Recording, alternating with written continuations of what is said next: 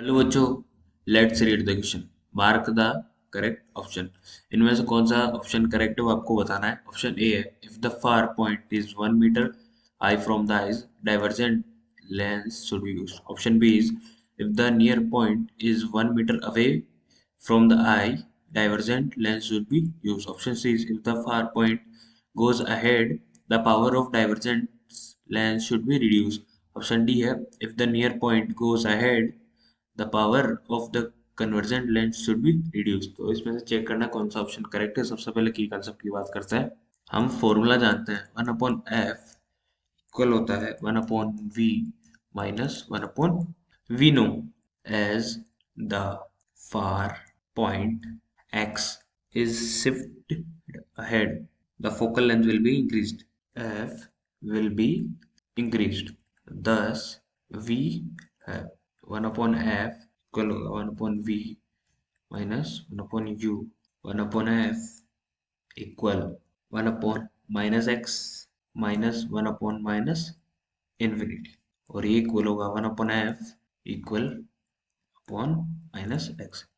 हम जानते हैं कि जो फार पॉइंट x है, जब उसको शिफ्ट करेंगे अहेड तो फोकल लेंथ इंक्रीज होगा, और उसको हम फॉर्मूला में पुट करें तो उसकी वैल्यू हो गई 1/-x, यानी कि जो f की वैल्यू हो गई वो हो गई -x, एज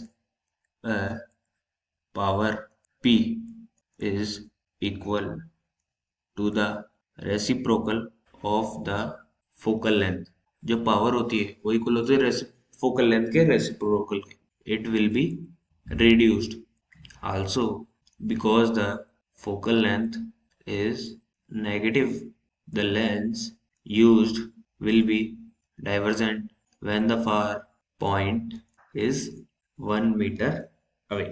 तो option A and C correct है, क्योंकि जो फोकल लेंथ होता है वो नेगेटिव होता है, the lens used will be divergent. जो लेंस को यूज करता है डाइवर्जेंट जब वो 1 मीटर आगे होता है, फार अवे होता है 1 मीटर। तो option A and C correct है। इफ द फार पॉइंट, क्योंकि ऑप्शन ए करेक्ट है क्योंकि 1 मीटर अवे होता है तो डाइवर्जेंट लेंस यूज किया जाता है, नियर होता है जब यूज नहीं किया जाता है।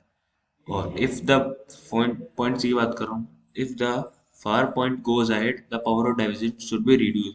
ऑप्शन सी भी करेक्ट है कि जो फार पॉइंट अहेड होता है तो पावर ऑफ डाइवर्जेंट रिड्यूस होती है, यानी कि नेगेटिव में आती है। तो ऑप्शन सी करेक्ट है। B and D are wrong. I hope you understand the solution.